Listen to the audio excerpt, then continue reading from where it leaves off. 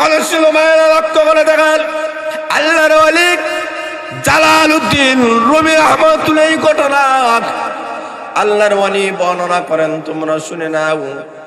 আমি যখন মক্কাতুল মুকাররমার মধ্যে গেলাম, আল্লাহর ঘর খানা কাবা তওয়াফ করার পরে আমি যখন মদিনার মধ্যে চলে গেলাম, আল্লাহর নবী বিশ্ব নবী রাহমাতুল আলামিনের রওজা মুবারক যখন আমি জিয়ারত করে ফেললাম, জিয়ারত করে যখন আসতে চাইলাম, এমনি তাকায় দেখি একটা যুবক, কত সুন্দর তার চেহারা, চেহারার দিকে তাকাইলে বোঝা যায় কোনো রাজা বাদশার কোনো ছেলে হবে অথবা দরের কোনো আদরের দুলাল হবে।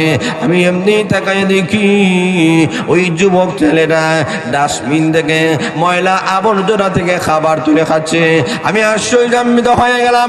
ওই যুবকের কাছে প্রশ্ন করলাম, যুবক রে, এই ময়লা আবর্জনা থেকে খাবার তুলে তেন কোনো তুমি খাও, দেখলে তো বোঝা যায় রাজা বাদশার ছেলে হবে অথবা ধনীর কোনো আদরের দোলাল হবে, কিন্তু ময়লা আবর্জনা থেকে খাবার তুলে তেন তুমি খাচ্ছ। এমনি যুবক ডাক দিয়ে বলে, আল্লাহর ওলি গো, এই দেশে আমার বাড়ি নয়, এই দেশে আমার ঘর নাই, এই দেশে আমার আত্মীয় স্বজন পাড়াপতি কেউ নাই, আমি ভিন্ন দেশ থেকে এসেছি। কেন এসেছি? কারণ আমার অন্তরে আল্লাহর নবী বিশ্ব নবী রাহমাতুল আলামিনের ভালোবাসাই সবচেয়ে বেশি। ওগো আল্লাহর ওলি, নবীর ভালোবাসায় আমি এই জায়গায় চলে এসেছি। আমার সঙ্গে যেই টাকা পয়সা ছিল সব টাকা পয়সা গুলা খরচ হয়ে গেছে। খাবার কেনার মতো কোনো টাকা নাই, পয়সা নাই। আমি কোথায় যাব, কার কাছে যাব, আমি কার কাছে আবদার পেশ করব? ভাষাও বুঝি না, আবার কাউকে আমি বুঝাতে পারি না। মানুষ খাবার খেয়ে যখন রেখে যায়, ওই ময়লা খাবারগুলো তুলে আমি খাই ততটুকুই, আমার যতটুকু দরকার আমি মনে করি। ওই যুবকটা বলেন, ওগো আল্লাহর ওলি, আমার খানা দানার জন্য আমি টেনশন করি না, আমি ওই জায়গার মধ্যে যা পাই তাই খেয়ে ফেলি। আল্লাহর ওলি বলেন, আমার সঙ্গে আসবা, আমার সঙ্গে খানা খাইবা। যুবকটা খাওয়া শুরু করে দিয়েছে। দিনের পর দিন, রাতের পর রাত যাইতেছে। যেই দিন আল্লাহর ওলি জালালউদ্দিন রুমি রহমাতুল্লাহ বাড়ির দিকে রওনা করবেন, এমনি ডাক দিয়ে বলেন, যুবক রে, আমি তো চলে যাব আমার দেশের মধ্যে। আরে যুবক, আমার সঙ্গে যাই যে তোমার মন চাইনি, আমার সঙ্গে চলো যুবক। আমার দেশে যাবার পরে তোমাকে ভালো একটা বাড়ি দিব, গাড়ি দিব, টাকা পয়সা দিব, সুন্দরের উপর সে একটা মহিলা দেখে তোমাকে বিবাহ পড়ায় দেব। আরে যুবক, আমার সঙ্গে চলো। এবার যুবক প্রশ্ন করে, ওগো আল্লাহর ওলি, আপনার দেশে যাওয়ার পরে গাড়ি দিবেন, বাড়ি দিবেন, টাকা দিবেন, পয়সা দিবেন, সবগুলা দিবেন, কোনো অসুবিধা নাই, কিন্তু আপনি জবাব দেন, আপনার দেশে যাওয়ার পরে আল্লাহর নবী বিশ্ব নবী রাহমাতুল্লাহ রওজা মুবারক পাওয়া যাবেনি? আল্লাহর ওলি ডাক দিয়ে বলেন, যুবক রে, সবগুলো আমি তোমাকে দিতে পারবো, কিন্তু নবীদের রওজা মুবারক তো দিতে পারবো না। এবার যুবক ডাক দিয়ে বলে, আল্লাহর ওলি গো, আমার কিছু দরকার নাই, টাকা পয়সা, স্ত্রী, নারী, বাড়ি, গাড়ি, কোনো কিছুর দরকার নাই।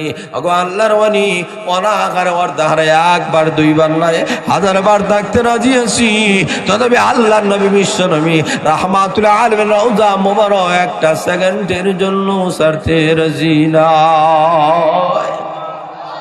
আসল ভাইয়েরা, লক্ষ্য করে দেখেন, আমরা আসলে এমন একটি সময় এই জায়গায় আমরা সমবেত হয়েছি যখন সারা বিশ্বের সমস্ত বেঈমান আর কাফেরেরা আজকে তাগুতি শক্তিগুলো ঐক্যবদ্ধ হয়ে গেছে এই পৃথিবীর মানচিত্র থেকে ইসলাম আর কোরআনের আওয়াজকে স্তব্ধ করে দেওয়ার জন্য। বলিষ্ঠ আওয়াজে বলে ঠিক না বেঠে? আরো যারা বলে ঠিক না বেঠে? যখন সমস্ত বেঈমান কাফেররা ঐক্যবদ্ধ হয়ে গেল ইসলাম আর কোরআনকে মুসলমান জাতিকে নির্যাতিত এবং নিষ্পেষিত করে, তারা কান্ত হয় নাই, তারা চায় পৃথিবীর মানচিত্র থেকে ইসলামকে মুছে ফেলতে। ঠিক সেই মুহূর্তে আজকে এই মহাসম্মেলনের মাধ্যমে, আমাদের উপস্থিতির মাধ্যমে আমরা প্রমাণ করে দিলাম, মুসলমান জাতির থাকবে, মসজিদ মাদ্রাসাগুলো থাকবে, ওলামা একরাম থাকবে, তাওহীদের জনতা থাকবে। পৃথিবীর মানচিত্র থেকে ইসলাম কোরআনের আওয়াজকে স্তব্ধ করে দেওয়া কোনো বেঈমান কাফিরদের দুঃসাহস হবে না, হবে না, হবে না। তোরা বলেন ঠিক না ঠিক? কারণ আমাদেরকে জানা দিতে হবে, আমাদেরকে বোঝাই দিতে হবে, মুসলমান জাতিরা, ইমানদার জাতিরা দুর্বল নয়। যারা বলেন ঠিক না ঠিক? কারণ আমরা হলাম শাহজালালের উত্তরসূরি। আর যারা বলেন ঠিক না ঠিক? আমরা 360 আউলিয়ার উত্তরসূরি। যারা বলেন ঠিক না ঠিক? আমরা ভালো আউলিয়ার উত্তরসূরি। যারা বলেন ঠিক না ঠিক? অতএব এই শাহজালালের সূর্য সন্তানদেরকে পৃথিবীর মানচিত্রকে মুছতে পারবে না, পারবে না, পারবে না। যারা বলেন ঠিক না ঠিক? ভাইরা আসুন লক্ষ্য করে দেখেন, আজকে মুসলমান জাতিদেরকে নিয়ে চতুর্দিক দিয়ে একটি ষড়যন্ত্র শুরু হয়েছে। ইসরায়েলরা তাদের মেন উদ্দেশ্য হলো গোটা পৃথিবীর মুসলমান জাতিদেরকে নির্যাতিত করবে, নিষ্পেষিত করবে। সারা পৃথিবীর সুপার পাওয়ার তারা হতে চায়। আমরা এই কথা বলতে চাই, সারা পৃথিবীর মধ্যে ইসরায়েলের পতাকা উঠবে না, সারা পৃথিবীর মধ্যে আগামী দিনে কলমার পতাকা উড্ডীন হবে। তোরা বলেন ঠিক না ঠিক? তাহলে আমাদেরকে ঐক্যবদ্ধ হতে হবে। কথা বলেন ঠিক না ঠিক? আজকে লক্ষ্য করে দেখেন, আমরা এমন একটা যুগ ছিল, সাহাবা কেরামের জিন্দেগির দিকে তাকায় দেখেন। সাহাবা কেরাম যখন ইসলামের জন্য, কোরআনের জন্য যখন ডাক দিয়েছিলেন, সাহাবা কেরামের জিন্দেগি এমন ছিল, আল্লাহ নবী বিশ্বনবী রাহমাতুল আলামিনের জন্য সবগুলা কুরবান করতে তারা রাজি। আর আসতে বলেন, জোরা বলেন ঠিক না ঠিক? তারা বলতে চায় দেশ ছাড়তে রাজি আছি, গোটা পৃথিবী ছাড়তে রাজি আছি, আল্লাহ এবং তার রসুলকে তারা ছাড়তে রাজি নাই। আর যারা বলেন ঠিক না ঠিক? তাহলে লক্ষ্য করে দেখেন, আজকে পৃথিবীর মধ্যে তো একটা দুইটা দেশ নয়, আজকে 57টি মুসলমান রাষ্ট্র রয়েছে। যারা বলেন ঠিক না ঠিক?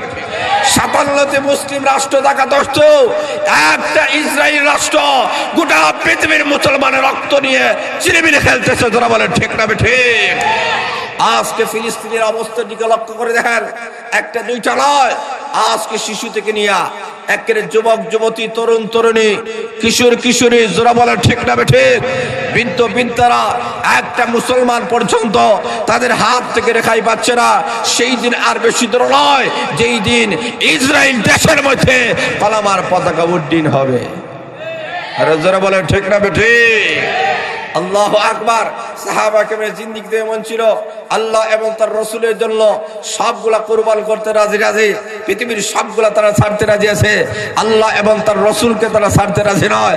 আল্লাহ রাব্বুল আলামিন ডাক দিয়ে বলেন, এরাই ছিল সত্যিকার। আজকে লক্ষ্য করে দেখেন, আমাদের সমাজের যুব সমাজের দিকে লক্ষ্য করে দেখেন, আগেকার যুবকের অন্তরে আল্লাহর ভালোবাসাই বেশি ছিল, রসুলের ভালোবাসাই বেশি ছিল, মা বাবার ভালোবাসাই বেশি ছিল। আর এখনকার যুবকের অনেকের অন্তরে প্রেমিকার মহব্বত ঢুকে গেছে। আর হুজুরে বলেন, কথা বলেন ঠিক না ঠিক? সব মরতে রাজি, কিন্তু বউ ছাড়তে রাজি নাই। আছে কি নেই? কথা বলে আছে কি নাই? আরে বাহ মরলে কান্দে না, মা মরলে কান্দে না, বউ মরলে কান্দে। আমার কথা বুঝিনি আপনারা? সব মরলে কান্দে, বউ মরলে কান্দে না, কান্দে। মা মরছে কান্দে না। লোকেরা জিজ্ঞেস করে, কিছুদিন আগে মিয়া তোমার বাবা মারা গেছে কাঁদলে না, মা মারা গেছে কাঁদলে না, আজকে বউ মরছে কান্দ হয় না? হুজুর, বাপ মরলে তো বাপ হওয়া যায়, মা মরলে মা হওয়া যায়, বউ মরলে বউ হওয়া যায়। আরে বাপ রে বাপ, এটা কিভাবে?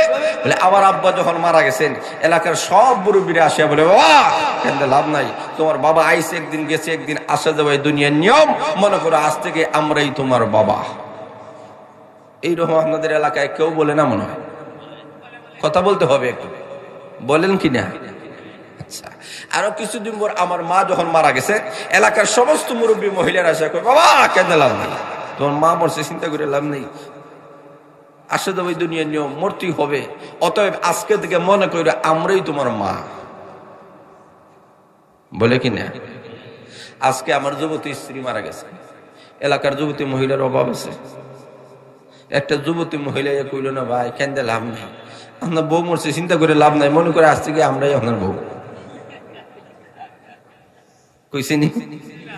এর লাগি বিচারা হয়, বাপ পাওয়া যায়, মা পাওয়া যায়, বউ পাওয়া যায় না। জোরে বলেন না ছবিটা।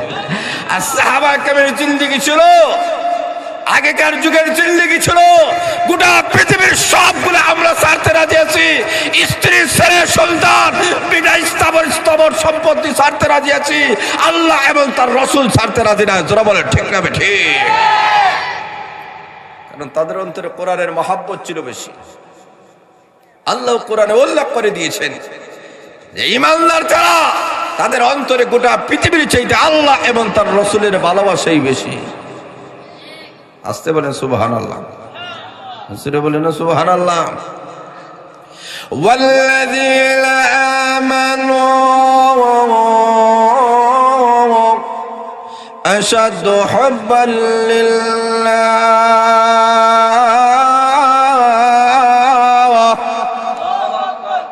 আল্লাহ বলেন ইমানদার যারা তাদের অন্তরে পৃথিবীর সব জিনিসের চাইতে আল্লাহর ভালোবাসাই বেশি। জোরে বলেন আল্লাহু আকবার, আরো জোরে বলেন আল্লাহু আকবার। আল্লাহর রাসূল হাদিসে ঘোষণা করেছেন, লা ইউমিনু আহাদুকুম হাত্তা আকুলা আহাব